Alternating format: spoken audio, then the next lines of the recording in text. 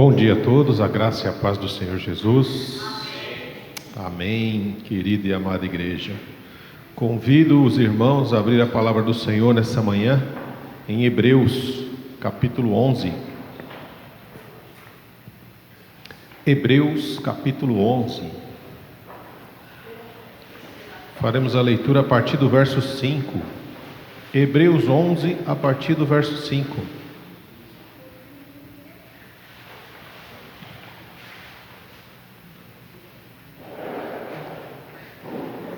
Amém? Pela fé, Enoque foi arrebatado, de modo que não experimentou a morte, e já não foi encontrado, porque Deus o havia arrebatado. Pois antes de ser arrebatado, recebeu testemunho de que tinha agradado a Deus. Sem fé é impossível agradar a Deus, pois quem dele se aproxima precisa crer que ele existe e que recompensa aqueles que o buscam.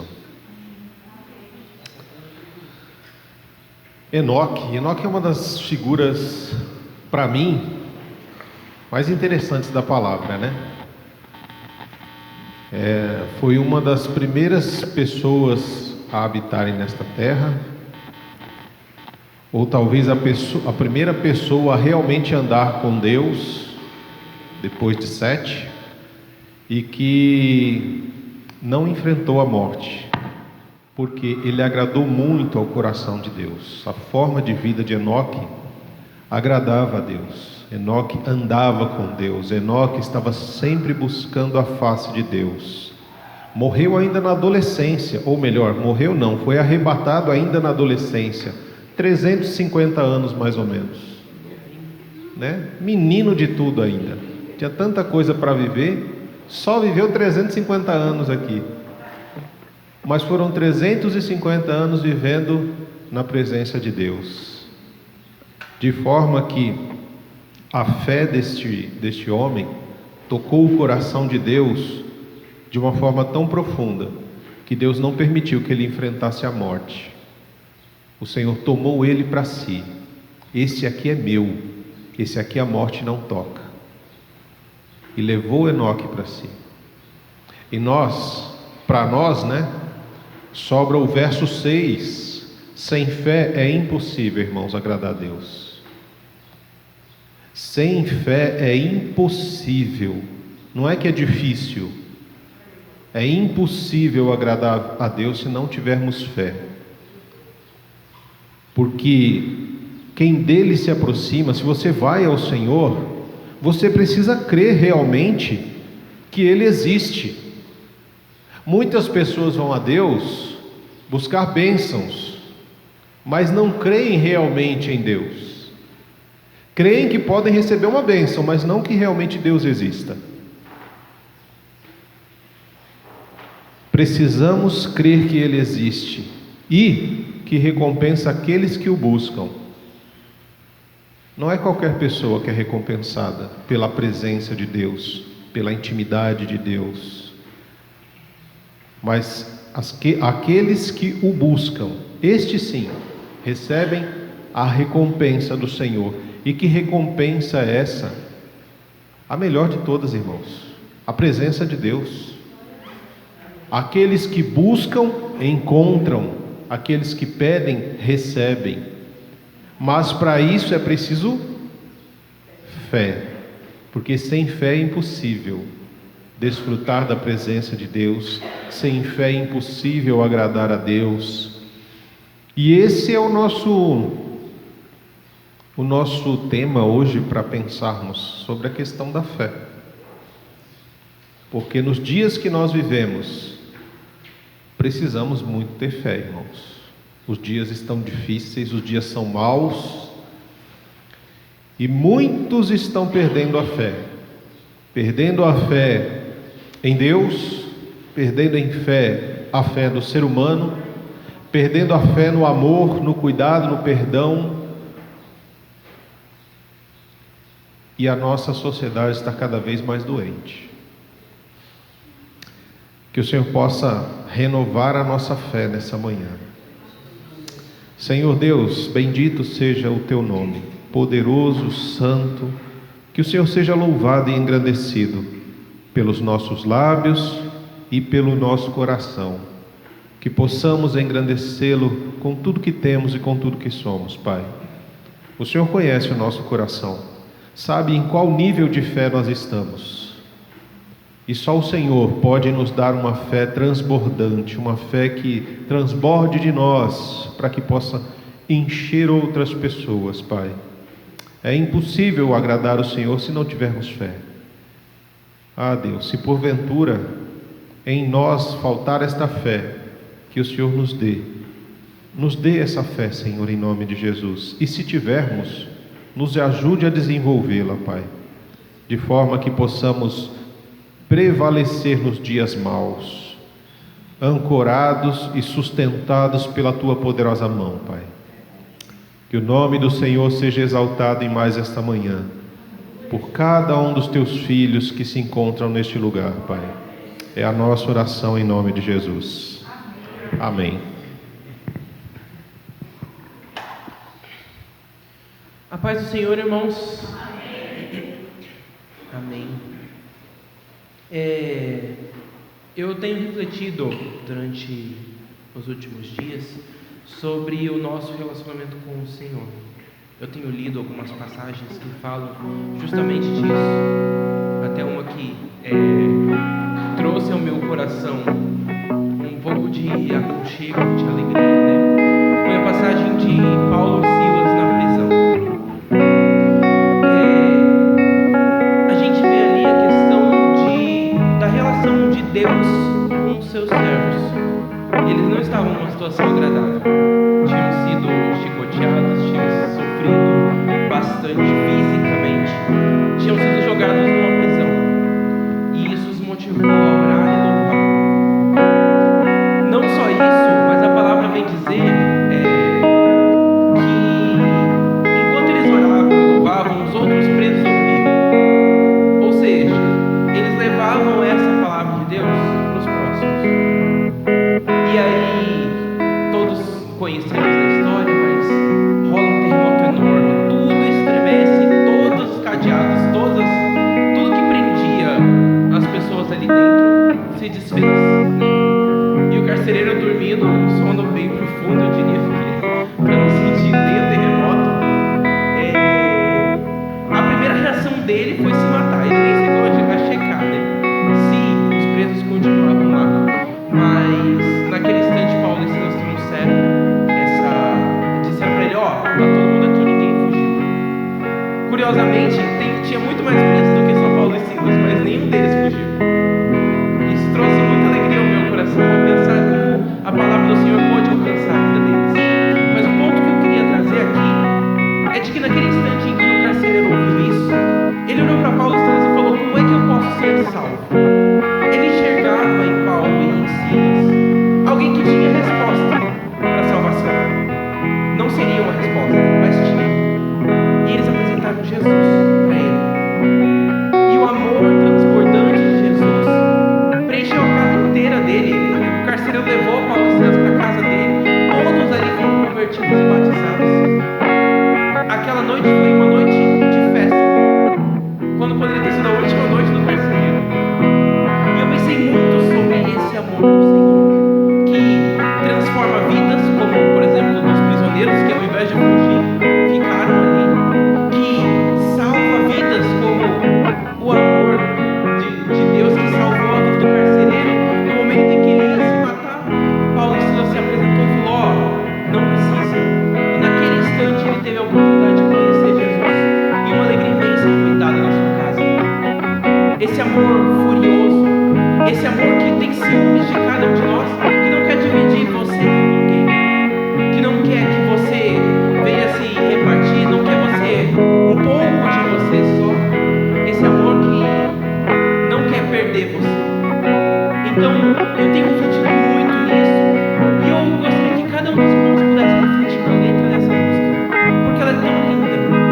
Ela vai tão além do que só essa melodia que às vezes a gente decora e canta e se perde um pouco. Então,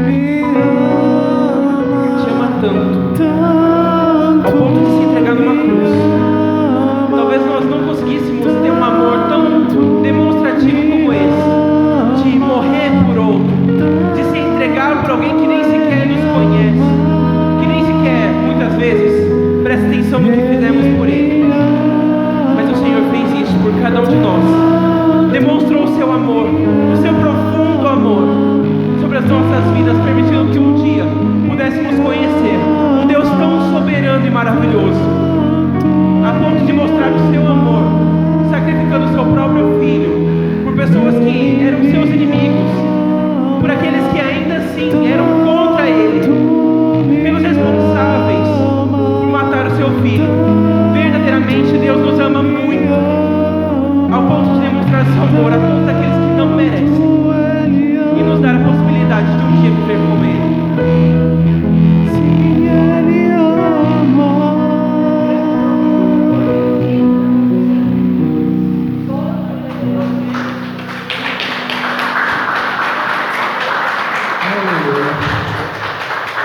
E na história, uma coisa que chama muito a atenção aos nossos corações é que essa não foi a atitude de qualquer pessoa.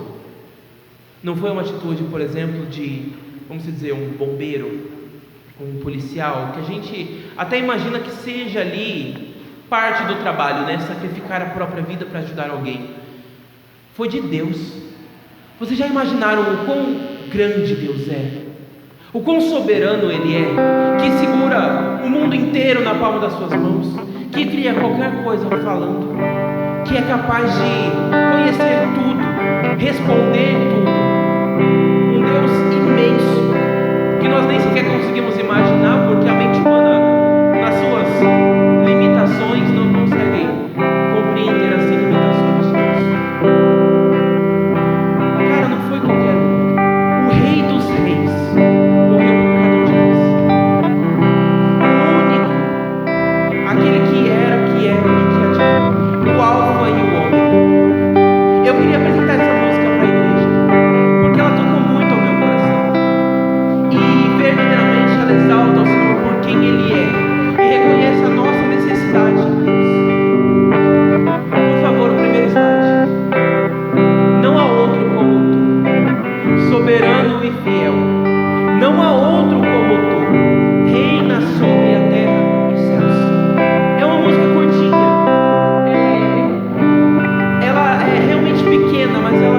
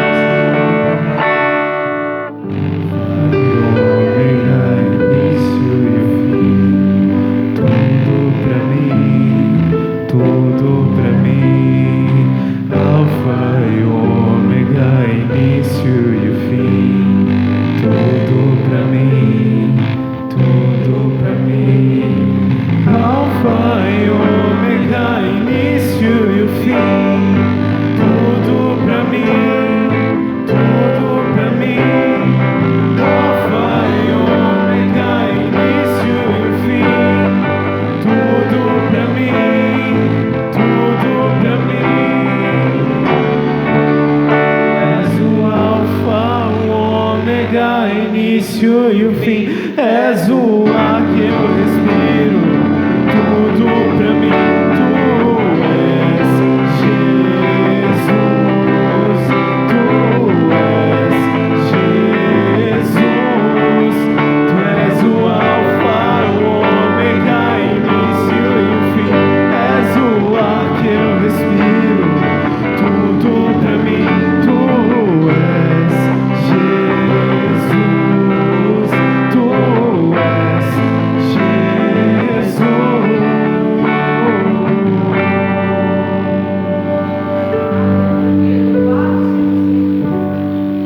Os irmãos gostariam de cantar novamente essa música? Porque ela fala uma mensagem muito importante aos nossos corações.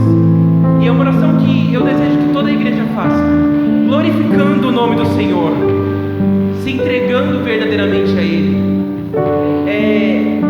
falando e declarando: Tu és tudo para mim, Senhor. O ar que eu respiro, aquilo que eu preciso para viver, verdadeiramente o motivo e o propósito pelo qual eu estou vivo. Então, que a igreja siga cada um de nós cantando.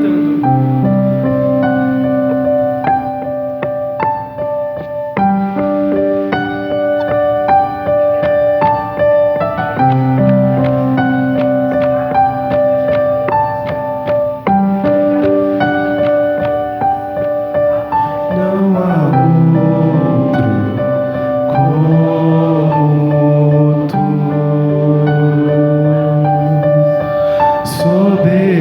soberano e fiel. Não há outro como tu,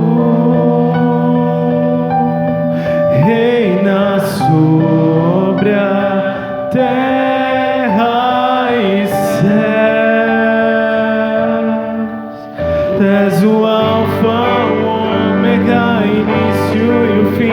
És o ar que eu respiro, tudo pra mim. Tu és Jesus, tu és Jesus, tu és o Alfa e o Ômega, início e o fim. És o ar que eu respiro, tudo pra mim. Tu és Jesus, tu és Jesus.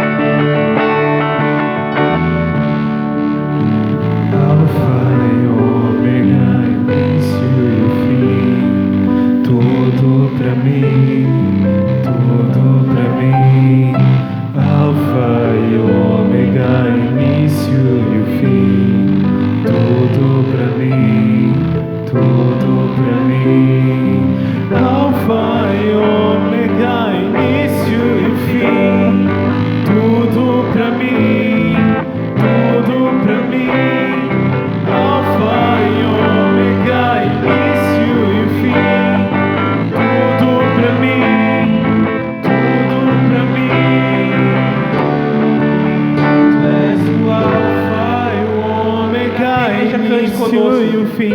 És o ar que eu respiro. Tudo pra mim. Tu és Jesus. Tu és Jesus. Tu és o Alfa e o Ômega, início e o fim. És o ar que eu respiro. Tudo pra mim. Tu és Jesus. Tu és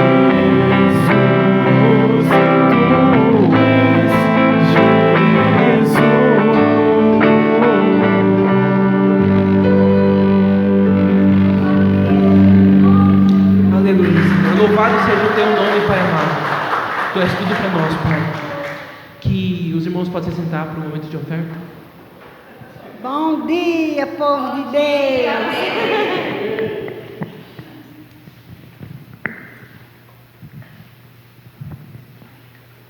A palavra de oferta de hoje está no capítulo 3 do Provérbios, 9 ao 10.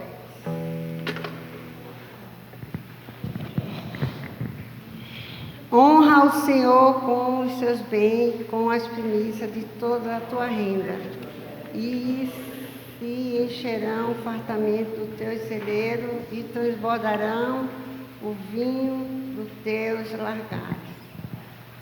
Palavra bonita, né? É como o pastor falou.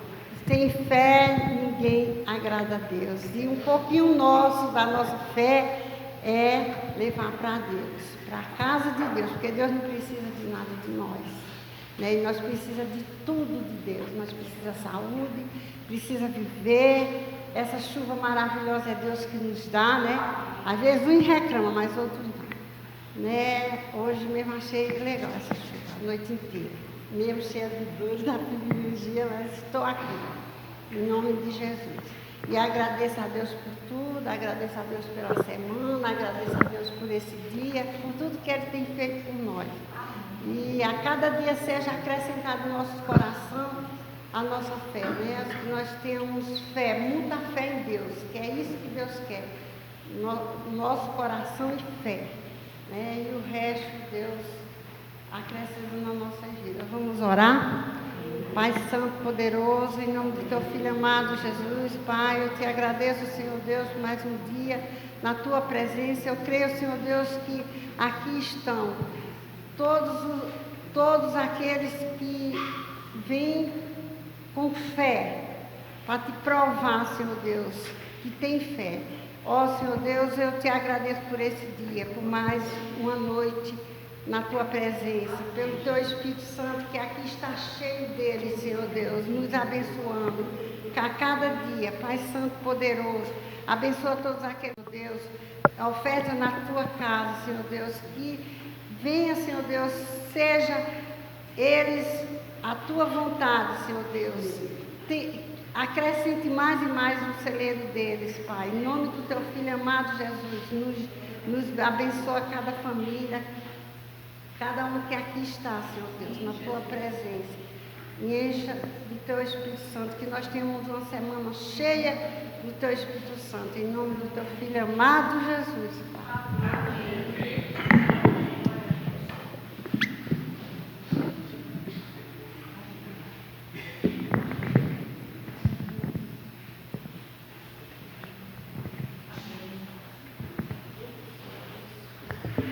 Amém, irmãos. Enquanto nós cantamos o próximo louvor, os irmãos podem vir trazendo as suas ofertas para o gasofilaço.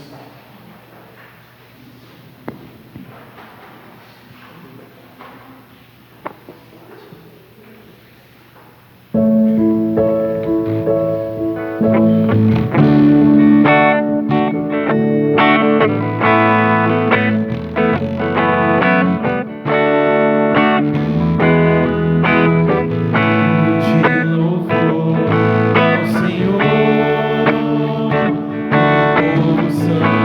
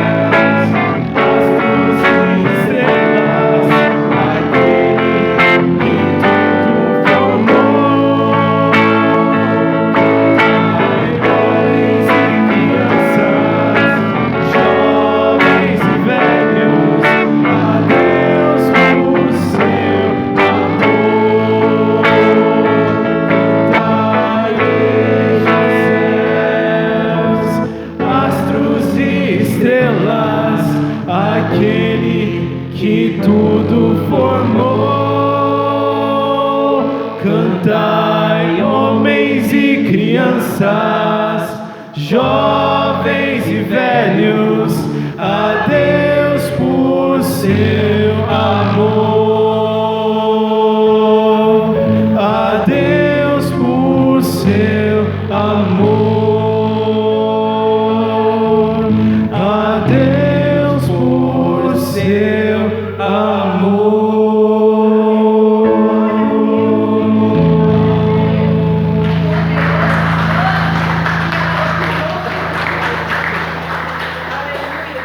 Aleluia, e que verdadeiramente cada um de nós venha se entregar ao Senhor, venha oferecer as nossas vidas como um sacrifício vivo, santo e agradável a Deus, sabendo que Ele é tudo o que precisamos, sabendo que Ele é o Deus soberano que nos ama e deseja tanto que venhamos a ter comunhão com Ele. Amém?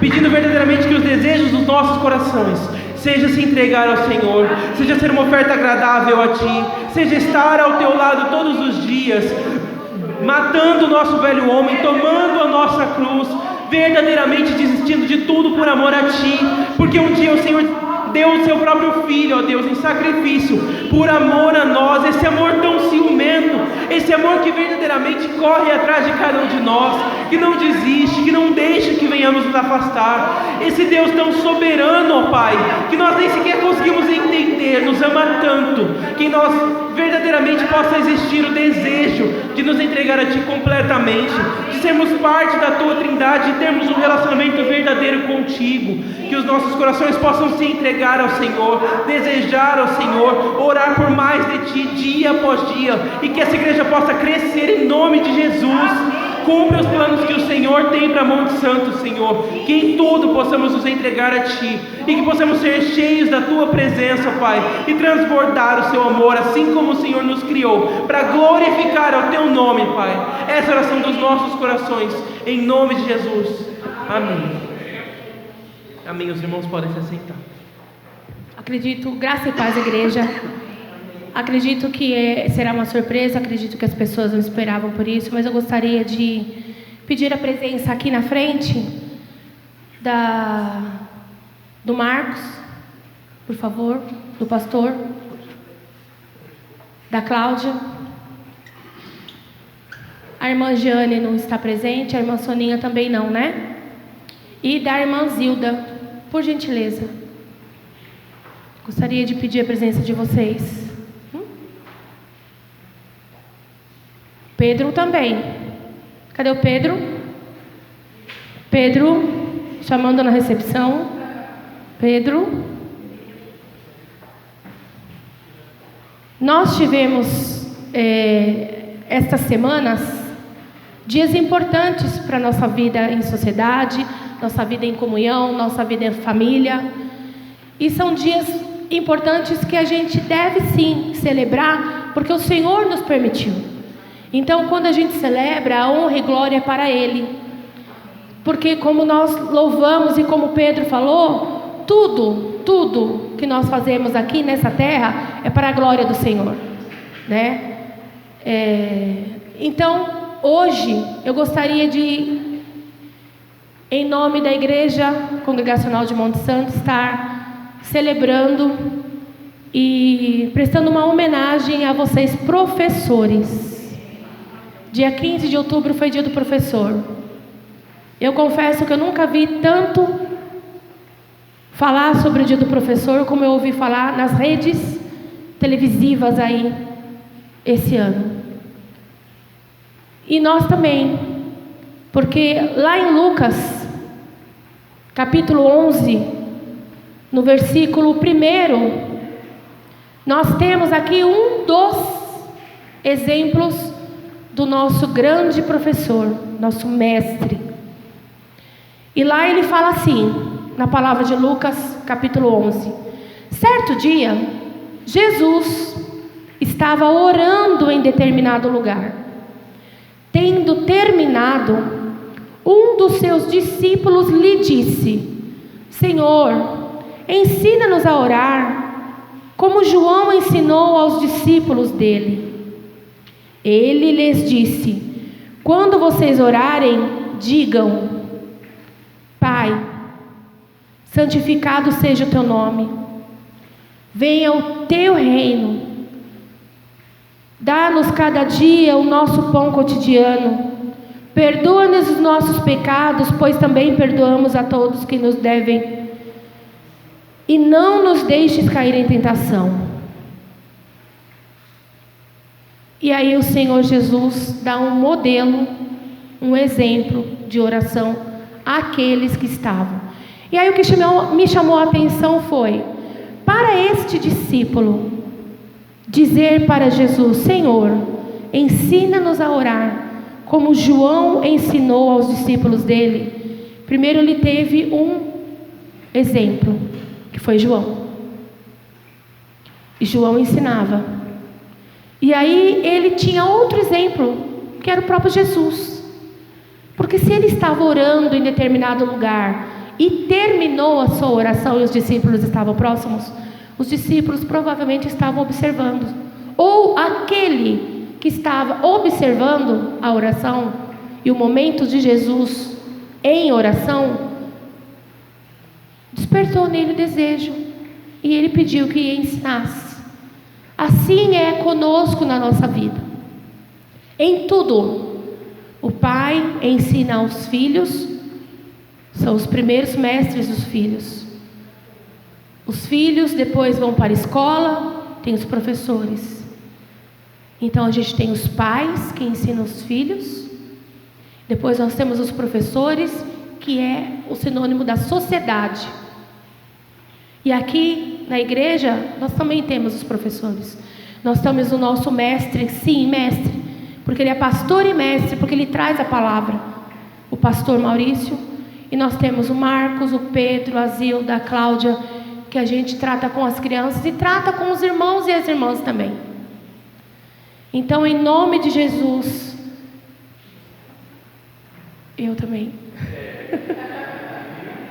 Em nome de Jesus, eu gostaria de agradecer pela dedicação, pela disposição no coração de vocês. Espero que a Giane, que a Soninha depois assistam, possam ver que Soninha e Giane, que vocês também são servas do Senhor, são bênçãos nas nossas vidas. Que o Senhor Jesus trate aquilo que Ele precisa tratar no íntimo de cada uma de vocês. E que nós estamos juntas em comunhão, apesar de vocês não estarem presentes fisicamente.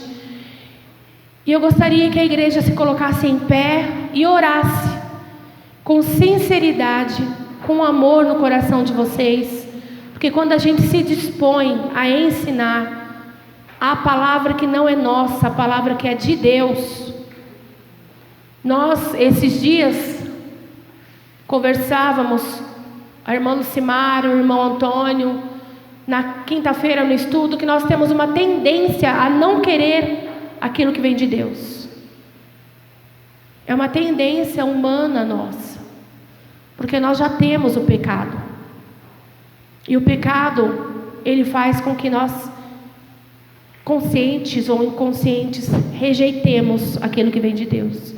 Então, é uma escolha quando você ensina, é uma escolha quando você deseja aprender. E com essa escolha, nós oramos aqui no louvor. Nós apresentamos o sacrifício vivo ao Senhor, porque estamos lutando contra a nossa vontade, contra a vontade da carne em nós. Amém? Então vamos orar.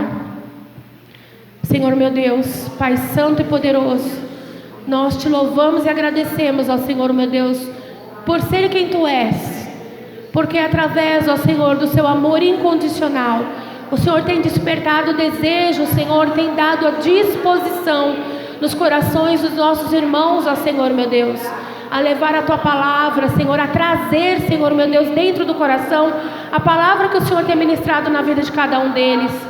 Senhor meu Deus amado, meu Deus querido, que o Senhor continue usando a vida dos meus irmãos, ó Senhor. E que o Senhor, meu Deus amado e meu Deus querido, possa, em nome de Jesus, despertar outros, ó Senhor, meu Deus, para essa disposição, para essa seara, Senhor.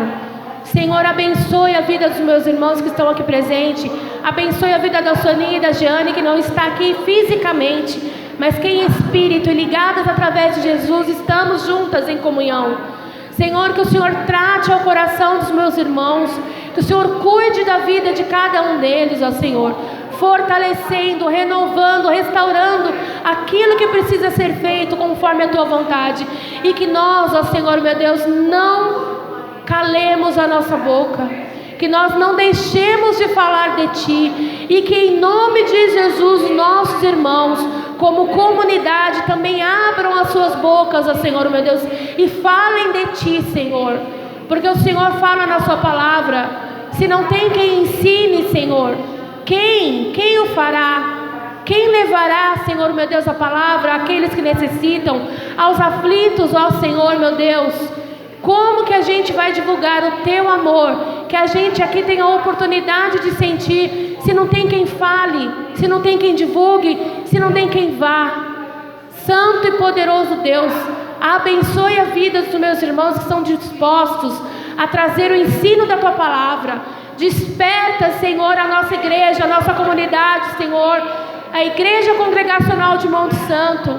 Desperta, Senhor, meu Deus, para que não seja, Senhor, algo imposto, mas que haja proatividade, Senhor, meu Deus, que eles abram, Senhor, as suas bocas, que toda timidez, ó Senhor, que todo medo, que toda rejeição, Senhor, meu Deus, que toda barreira seja colocada por terra e que haja ousadia no Espírito Santo, Senhor, para a nossa igreja, Deus amado e Deus querido, para que nós possamos abrir as bocas, para que nós possamos falar daquilo que o Senhor tem feito em nós, para que nós possamos, ó Senhor, meu Deus, em nome de Jesus, divulgar, expandir, Senhor, meu Deus, o reino que é teu, Senhor. Ajuda-nos, ó Senhor, porque precisamos da tua força, precisamos do teu incentivo, precisamos do teu Espírito Santo. Deus amado e Deus querido, eu oro agradecida por essa comunidade, eu oro agradecida pela disposição dos meus irmãos aqui, Senhor, e rogo para que permaneçam em nome de Jesus. Amém. Irmã Jeane, irmã Soninha, vou entregar a lembrancinha de vocês, na oportunidade de encontrar vocês, e eu gostaria de agradecer à igreja pela oportunidade, em nome do Senhor Jesus. Bem, irmãos, eu quero convidá-los a abrir a palavra do Senhor no livro de João, no capítulo 4. João, capítulo 4. E assim como você vai abrir a palavra do Senhor, abra também o seu coração, para que o Senhor possa falar com você, para que o Senhor possa ministrar na sua vida.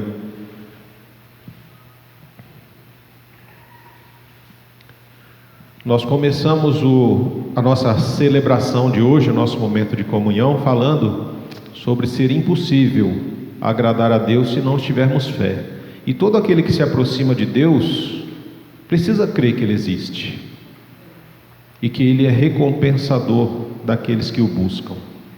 João, no capítulo 4, nós vamos ler a partir do verso 43, que vai contar a história para nós sobre a cura do filho de um oficial, quando Jesus cura a vida de um filho de um oficial. Depois daqueles 2 dias, ele partiu para a Galileia. O próprio Jesus tinha afirmado que nenhum profeta tem honra em sua própria terra. Quando chegou a Galileia, os galileus deram-lhes boas-vindas. Eles tinham visto tudo o que ele fizera em Jerusalém por ocasião da festa da Páscoa, pois também haviam estado lá. Mais uma vez ele visitou Caná da Galileia, onde tinha transformado água em vinho. E havia ali um oficial do rei, cujo filho estava doente em Cafarnaum. Quando ele ouviu falar que Jesus tinha chegado a Galileia, vindo da Judeia, procurou-o e suplicou-lhe que fosse curar seu filho, que estava à beira da morte. Disse-lhe Jesus: se vocês não virem sinais e maravilhas, nunca crerão. O oficial do rei disse: Senhor, vem, antes que meu filho morra. Jesus respondeu: pode ir, seu filho continuará vivo. O homem confiou na palavra de Jesus e partiu. Estando ele ainda a caminho, seus servos vieram ao seu encontro com notícias de que o menino estava vivo.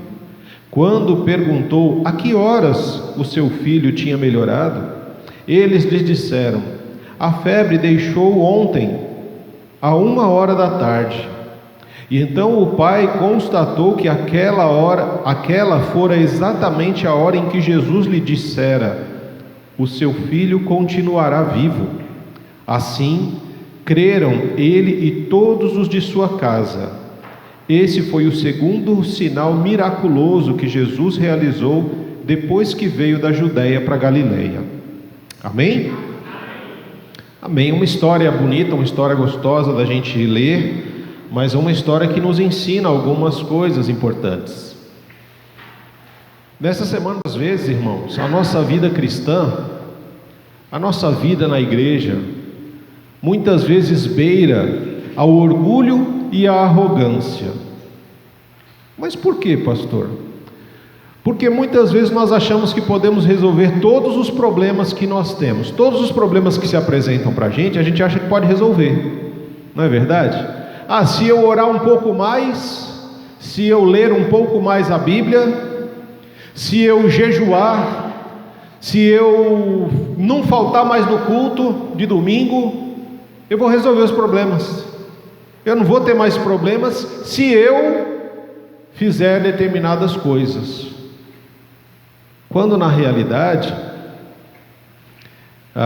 muitas vezes o Senhor permite que algumas situações se apresentem diante de nós e nos coloca em um beco onde nós só temos duas saídas.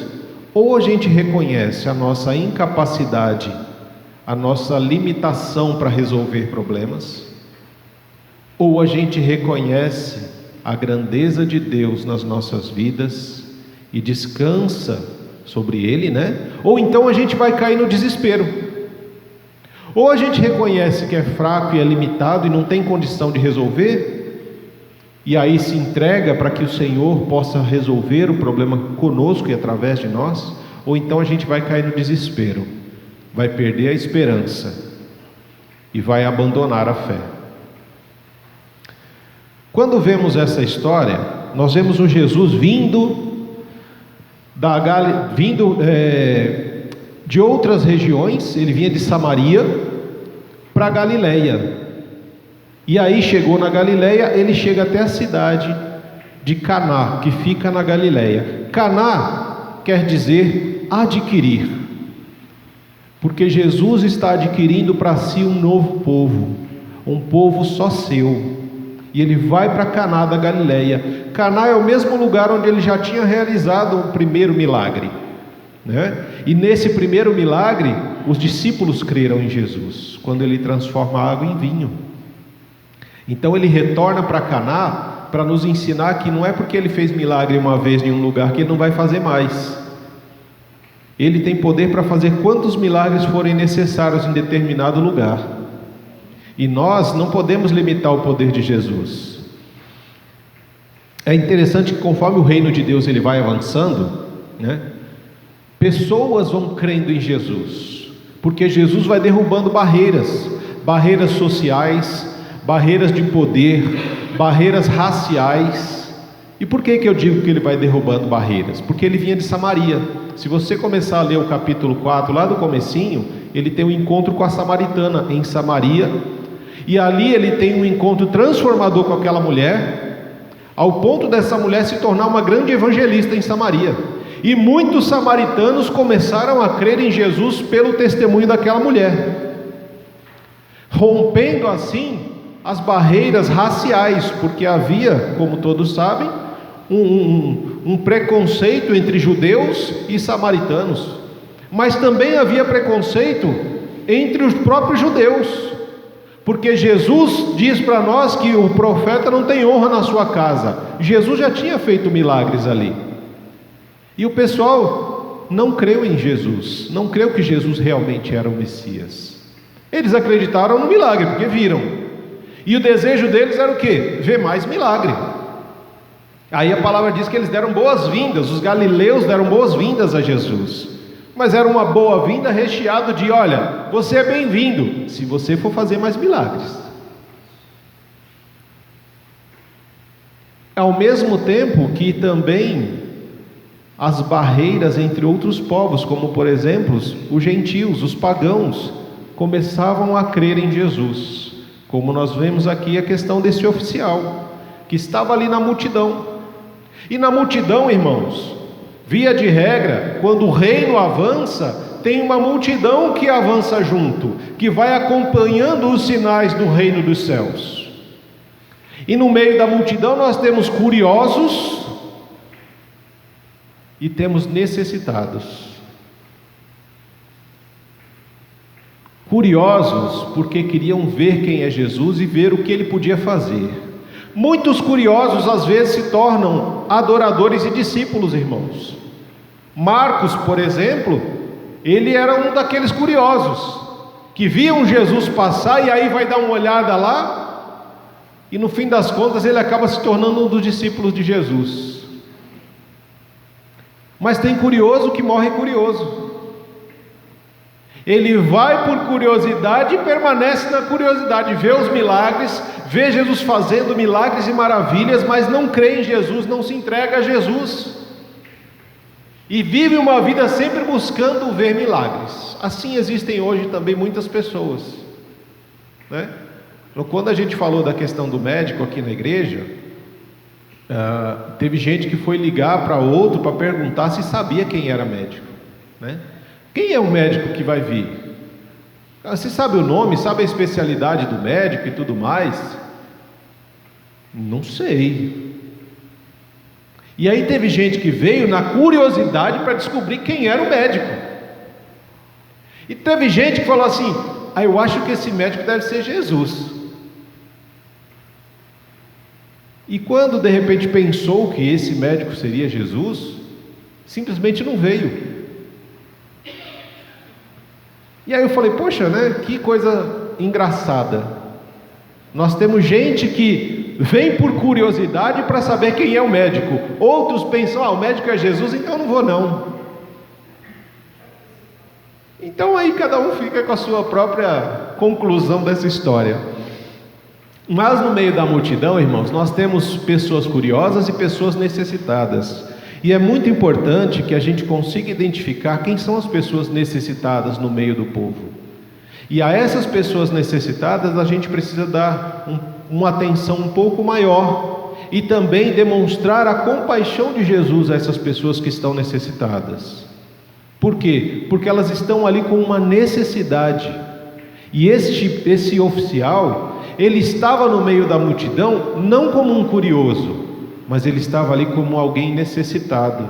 Por quê? Porque a sombra da morte estava pairando sobre a sua casa e ameaçava levar a vida do seu filho, ameaçava roubar a vida do filho. E a necessidade deste homem levou ele até Caná da Galileia, onde Jesus estava. De Cafarnaum, aonde esse oficial morava, para Caná da Galileia, são 32 quilômetros, irmãos. E quando a gente lê o texto, a gente vê que esse oficial, provavelmente ele não foi a cavalo, ele provavelmente foi andando, por mais que ele fosse um oficial do rei Herodes.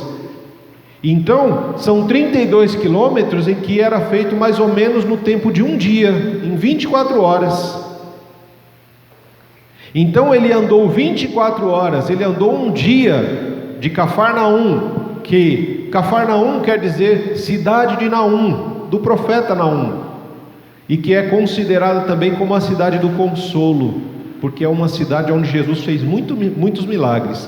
Mas Jesus estava a 32 quilômetros de distância de Cafarnaum. Este oficial veio até Jesus, e ele não era judeu, ele era romano. Ele sai de lá e vem até Jesus, porque ele ouviu que Jesus estava em Caná da Galileia. Ele provavelmente já tinha ouvido falar dos milagres de Jesus.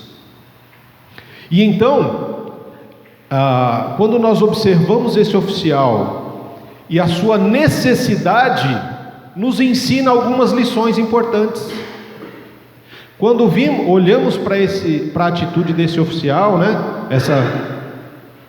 Essa necessidade do oficial nos ensina lições importantes quanto ao desespero e ao desafio. No momento do desespero, o que acontece? No momento do desespero, nós entendemos que o poder, a posição social, o dinheiro não conseguem nos livrar dos sofrimentos e das dores da vida. Não adianta você ter dinheiro, poder, posição social. Por quê? Porque as dores, as tragédias da vida, elas afetam a todas as pessoas, independente da sua condição. Quando nós pensamos de repente em poder, né? E nós vimos aqui falando sobre a questão de professores e alunos, de pais e filhos. Todas as vezes que alguém recebe poder, é uma forma de testar o caráter dessa pessoa. Um professor que tem poder sobre a vida de alunos, é uma forma de testar como é que esse professor vai exercer o poder na vida dos alunos? Será que ele vai exercer para castigar ou para transformar o coração, o pensamento e a mente desses alunos? Pais que têm poder sobre filhos, e aí nós vemos N possibilidades de filhos bem criados, bem instruídos nos caminhos do Senhor, filhos abusados, filhos violados, filhos abandonados. O poder que está na mão dos pais sobre os filhos. Mas também nós temos o inverso, de termos filhos que têm poder sobre os pais, que já são idosos muitas vezes, e já não conseguem mais fazer determinadas coisas, ir a determinados lugares, e aí os filhos tomam o poder. E aí é hora dos filhos exercer o poder sobre o pai, sobre a mãe, né? E aí a gente vê o caráter desse filho. Como que esse filho desenvolveu-se no seu caráter? Será que ele é um bom caráter ou não? É ver a forma como cuida dos pais. Pastores, líderes e liderados, também a mesma questão, irmãos. Como que os pastores e líderes cuidam dos seus liderados? Com chicote, com peso, com carga pesada, como os fariseus faziam? Ou ensinando a palavra para libertá-los de uma escravidão do pecado, como Jesus fazia? E muitas pessoas no decorrer do caminho, irmãos, acham que porque tem dinheiro podem todas as coisas, né? Mas quando a gente olha esse oficial, ele tinha posição social, ele morava no palácio, servia o rei, ele tinha poder, ele tinha dinheiro. Mas o dinheiro, irmão, pode comprar um bom plano de saúde para você, mas não pode comprar saúde. Não é verdade? O dinheiro pode comprar servos, mas não pode comprar amigos. O dinheiro pode comprar roupas para cobrir o nosso coração angustiado, mas não pode comprar paz. O dinheiro pode nos ajudar a comprar casa, mas não nos ajuda a comprar um lar, porque um lar ele é construído através de relacionamentos. E a necessidade, nesse caso aqui, esse oficial ele tinha tudo, mas ele não tinha Jesus. Então ele vai atrás de Jesus. Por quê? Se o poder, se o dinheiro, se a posição social não tem poder sobre a vida, então quem tem poder sobre a vida?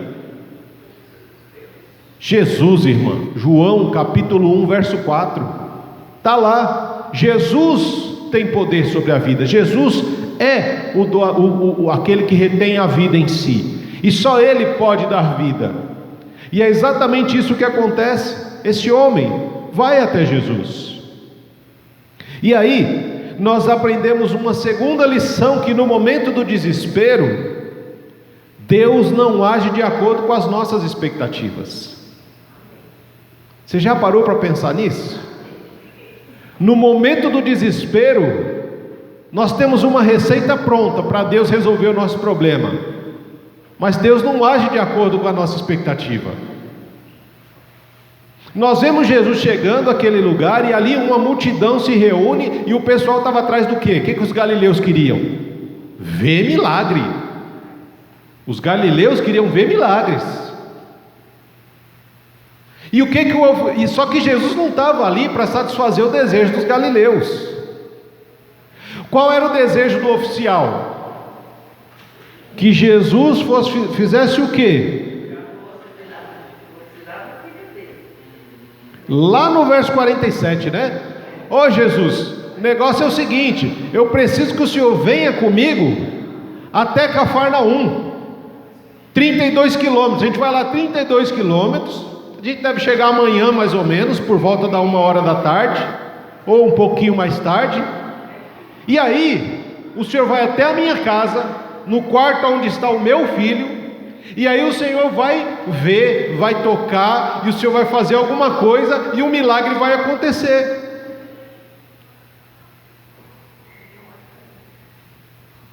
Jesus não fez isso. O povo queria ver o milagre, o povo estava tudo ali oriçado para ver Jesus fazer um milagre. O oficial queria levar Jesus até a casa dele para Jesus fazer alguma coisa lá. Jesus não fez nem a vontade do povo e nem a vontade do oficial. Jesus vira para o povo, lá no verso 48, e diz assim: ó, se vocês não virem sinais e maravilhas, nunca crerão. Jesus está dando um puxão de orelha neles. Vocês só querem ver sinais e maravilhas para crer, mas vocês já viram porque eu já fiz, e vocês ainda não creem. E aí quando eu vejo essa passagem, eu me lembro que nos evangelhos tem bem-aventurado isso, bem-aventurado aquilo, bem-aventurado aquilo outro. Mateus, então, ele fala de um monte, das bem-aventuranças. O João, ele só fala uma vez do bem-aventurado. Ele fala de uma bem-aventurança apenas, que está lá no capítulo 20, verso 29. Bem-aventurados aqueles que não viram e creram. Esse é o puxão de orelha para esse povo. Se vocês não veem milagres e maravilhas, vocês não creem. Bem-aventurados são aqueles que não veem e creem. E quando ele diz isso aqui, ele está fazendo um desafio para aquele homem, para que ele cresça em algo que ele não está vendo. É um desafio para crer em algo que não se vê. E quantas vezes nós não somos desafiados por Jesus a crer em algo que a gente não está vendo? Quantas vezes o Senhor não faz isso? E o detalhe, irmãos, é que a ação de Deus em não corresponder às nossas expectativas tem sempre o objetivo de nos conduzir a um crescimento espiritual e a uma maturidade cristã. Porque se Deus for fazer tudo aquilo que a gente pedir, do jeito que a gente pede, Ele deixa de ser Deus e nós deixamos de ser seus servos. Nós nos colocamos então como Deus e Ele passa a ser o nosso servo. Se Ele vai fazer tudo o que eu mando Ele fazer, se Ele vai corresponder a todas as minhas expectativas, e essa é uma lição para nós como pais. A gente não pode corresponder a todas as expectativas dos nossos filhos, porque a frustração faz parte do crescimento, faz parte da maturidade. Se você é um pai e uma mãe que faz tudo o que seus filhos querem, todas as vontades, corresponde a todas as expectativas, você não está sendo um bom pai ou uma boa mãe.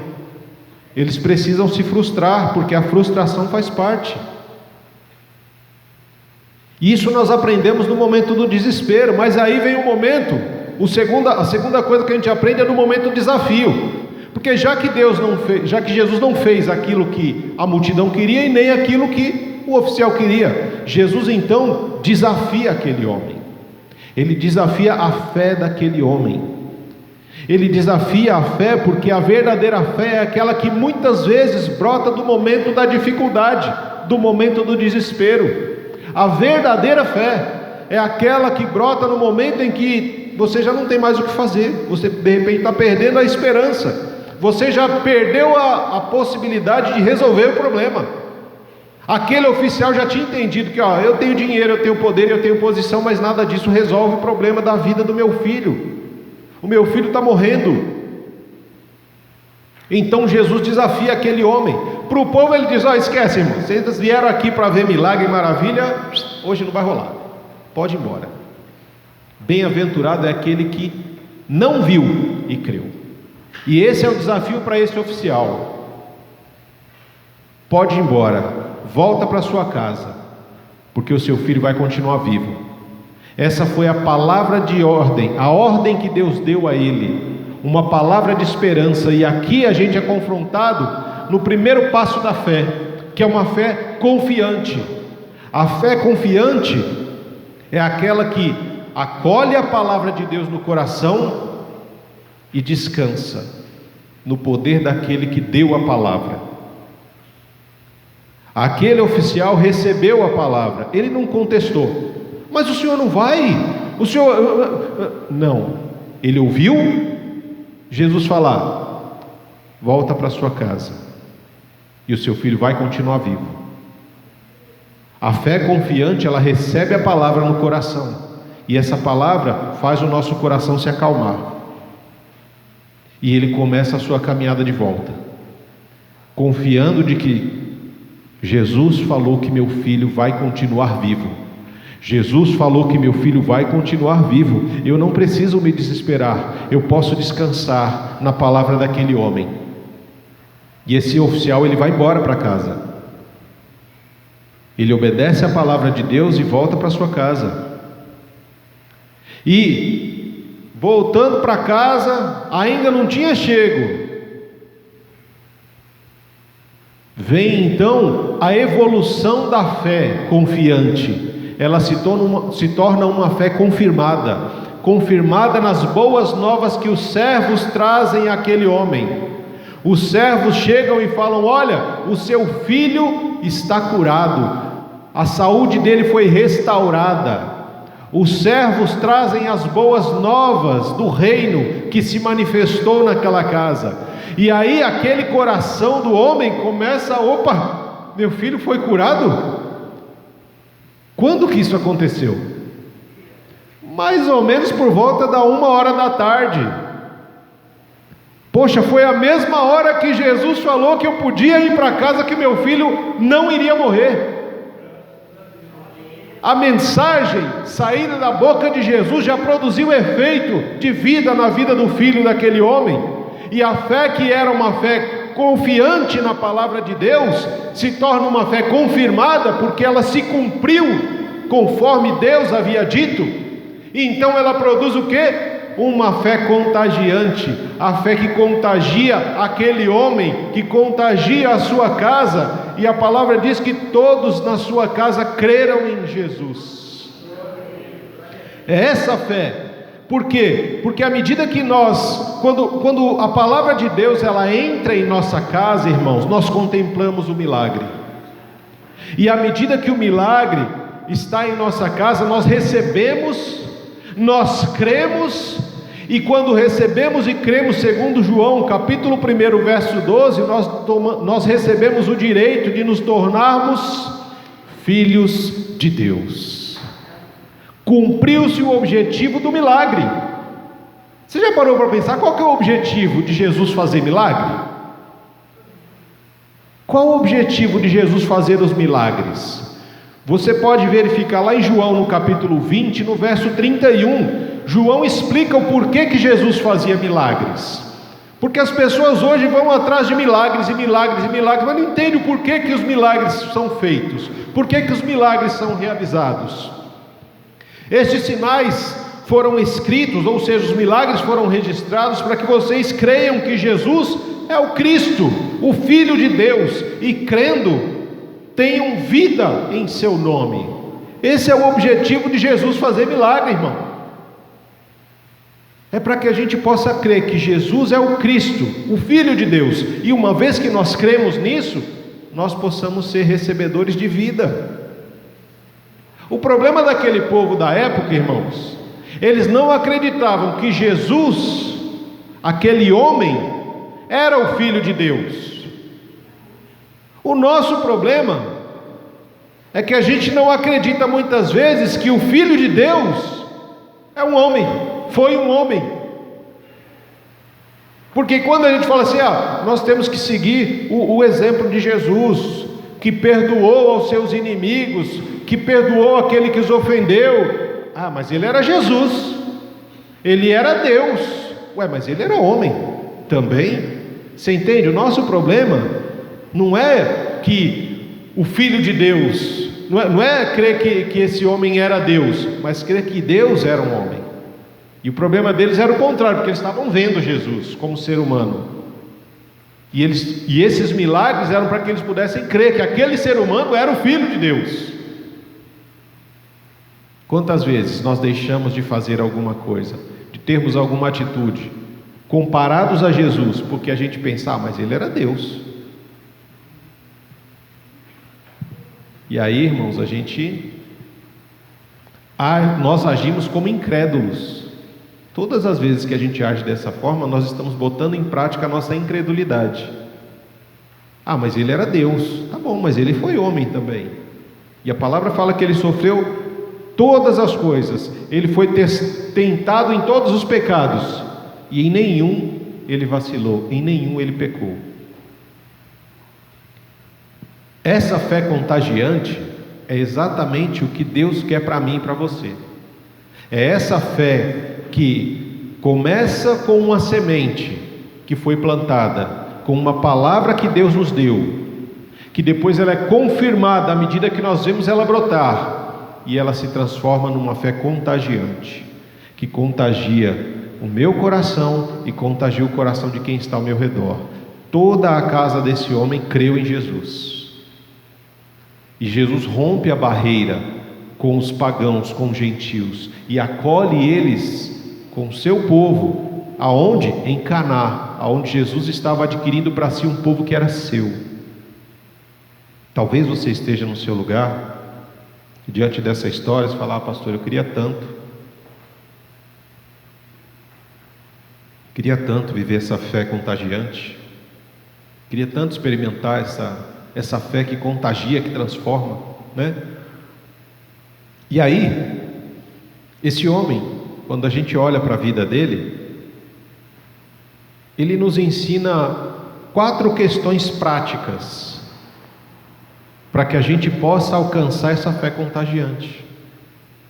Se a gente olhar para as atitudes que esse homem teve, são as atitudes de alguém que quer viver um milagre e alcançar uma fé contagiante. Primeira atitude, ele foi humilde. E aqui é exatamente o ser humilde, porque ele tinha poder, ele tinha posição social, ele tinha dinheiro, mas ele foi humilde para reconhecer que nada disso poderia resolver o seu problema. Então, na sua humildade, esse oficial ele vai, e ele não chega dando patente: eu sou oficial do rei, você... Não, ele fala para o Senhor, ele vai ao Senhor Jesus com toda a humildade, apresenta o seu problema e ele dá de repente uma solução para Jesus. Fala: eu não sei como é que o senhor age, mas eu gostaria que o senhor fosse lá comigo e tal. Ele foi humilde. A segunda atitude desse homem é uma atitude de coragem, porque você precisa ter coragem para sair do lugar aonde você está, da posição aonde você está, e pedir ajuda ao outro, e pedir ajuda para quem pode te ajudar. É abandonar realmente o orgulho, a vaidade, a arrogância de que você pode, né? E ter a coragem de ir buscar ajuda aonde se pode encontrar. A coragem, irmãos, de enfrentar todo um caminho, né, para chegar até ali. A terceira atitude desse homem, persistência. Quantas pessoas queriam ver Jesus? Quantas pessoas queriam ouvir e falar com Jesus? Esse homem anda 32 quilômetros, chega ali em Caná da Galileia, tem uma multidão com Jesus, e cada um quer ser prioridade para Jesus ali. E ele é persistente, porque ele não está ali por curiosidade, ele está ali por uma necessidade. A necessidade faz com que ele permaneça persistente ali, que ele não abandone. Ele tem uma necessidade de levar vida para sua casa, e não tem ninguém que vá fazer esse homem desistir. E a quarta atitude que nós vemos na vida deste homem, esse homem demonstra fé. Esse momento X da questão, ele demonstra fé. Jesus não correspondeu à expectativa dele. Jesus deu uma ordem para esse homem e deu-lhe uma palavra de esperança. Ele acolheu aquilo no coração, e aquilo foi a tábua de salvação para ele, para que ele não afundasse no desespero. Jesus falou: eu creio no que esse homem falou, eu creio que esse homem é quem ele diz que é. Ele disse que é o Filho de Deus, e eu creio que ele seja o Filho de Deus. Ele disse que meu filho não vai morrer, então meu filho não vai morrer, e eu vou obedecer o que ele me disse para fazer. Esse homem cumpriu, ele demonstrou muita fé ali, irmãos. Talvez um ou outro poderia dizer: não, mas se o senhor não for, não vai resolver, se o senhor não chegar... Não, ele demonstrou a fé, ele creu que aquela palavra era verdade, ele confiou naquela palavra, aquela palavra se confirmou, e aquela palavra contagiou o coração daquele homem e da sua família, irmãos. E para fechar, queridos, eu quero que você pense que toda a falta e toda a carência que nós temos na nossa vida é um espaço para a possibilidade do milagre se cumprir. Aquele homem tinha falta de vida na sua casa. Ali era uma possibilidade de milagre. E quando a gente pensa nessas questões, irmãos, pensa comigo, olha, o primeiro milagre, houve a falta de vinho no casamento. O vinho representa a alegria. Estava faltando alegria no casamento. Uma mãe vai a Jesus e Jesus restaura a alegria do casamento. No segundo milagre, existia a ausência da vida. A vida estava se esvaindo no lar. Um pai vai à presença de Jesus e Jesus restaura a vida naquele lar, naquela família. Quando nós saímos da nossa casa e viemos aqui hoje para ouvir essa palavra, o Senhor quer que nós saiamos daqui com um coração, uma fé confiante, obedecendo e tendo uma ação de voltar para nossa casa, de voltar para o nosso lar, confiantes na palavra que nós recebemos nesta manhã, de que o Senhor pode trazer vida aos casamentos, pode trazer alegria aos casamentos, pode trazer vida às famílias, de que o Senhor pode restaurar os lares, de que o Senhor pode restaurar relacionamentos, de que o Senhor pode levar cura a vidas que estão enfermas, a vidas que estão doentes, seja espiritual, psicológica, emocional, fisicamente, não importa, Ele é aquele que pode curar. Essa é a palavra que o Senhor traz para nós hoje. Essa é a semente que Ele está querendo colocar no seu coração. Se você perdeu a esperança de uma situação, se você perdeu a esperança em alguém, o Senhor está dizendo hoje, neste dia, não perca a sua fé. Deus está te dando esta palavra, tome posse dessa palavra. Você vai para casa hoje com uma fé confiante, e essa fé vai se confirmar na nossa vida, para a glória do nome do Senhor. E à medida que as coisas forem acontecendo, a fé cresça no seu coração, e que você seja contagiado, e essa fé seja contagiante na sua vida, ao ponto de contagiar o seu marido, a sua esposa, seus filhos, vizinhos, amigos, parentes, colegas de trabalho, pessoas com quem você se relacionar, que as pessoas possam ver em você uma fé que só Deus pode dar. É hoje, irmãos, hoje você está saindo daqui com esta mensagem de vida, com esta semente de fé, e a fé precisa crescer no nosso coração, ela precisa crescer na nossa vida. Para quê? Para que Deus seja glorificado. Você receba isso com toda alegria e cuide dessa semente com todo cuidado.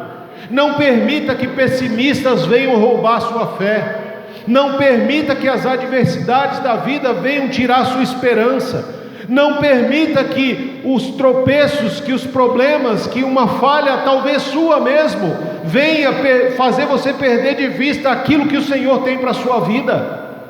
Não permita, guarde essa semente de fé no seu coração como um tesouro precioso, e cuide dela para que ela cresça, floresça, e que contagie, alimentando a vida e o coração de muitas outras pessoas. Quero te convidar, meu amado e amada irmã, curva a sua cabeça. Curva a sua cabeça e regue o seu coração com a esperança dessa palavra. Senhor Deus, louvado sejas, porque o Senhor é um Deus todo-poderoso, santo, justo, misericordioso, gracioso e fiel. Independente das circunstâncias da vida, que nós sabemos que nos alcançam mais cedo ou mais tarde, porque assim como o sol e a chuva são para justos e injustos, as tragédias da vida também são, Senhor, tanto para o justo quanto para o injusto, para o pobre ou para o rico, para o poderoso ou para o servo. Mas o Senhor é conosco, Pai. Nós sabemos que em meio às nossas necessidades, nós podemos buscar um Deus que nos ouve, que nos acolhe e que nos alimenta com uma palavra de esperança.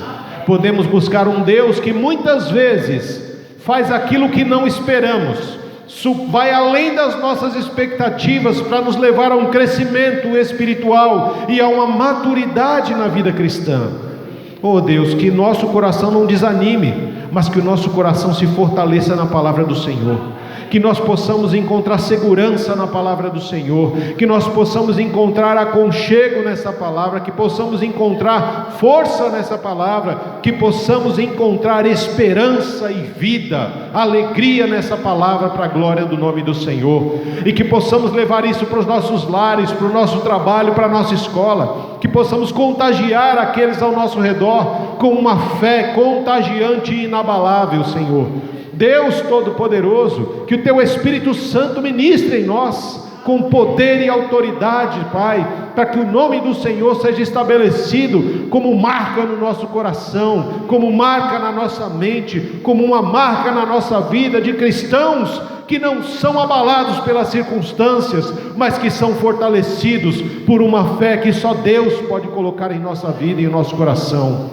Oh Senhor, que o amor do Deus Pai, que a graça de Cristo Jesus, que a comunhão e que a consolação do Espírito Santo inundem, transbordem os nossos corações, Pai, nos levando em paz para os nossos lares, debaixo da sua mão poderosa. É a nossa oração no nome santo de Jesus. Amém. Amém e amém, queridos. Que Deus nos abençoe, que nos leve em paz e que não se esqueça: a semente foi plantada, ela será confirmada e você irá contagiar muitos no nome de Jesus. Amém.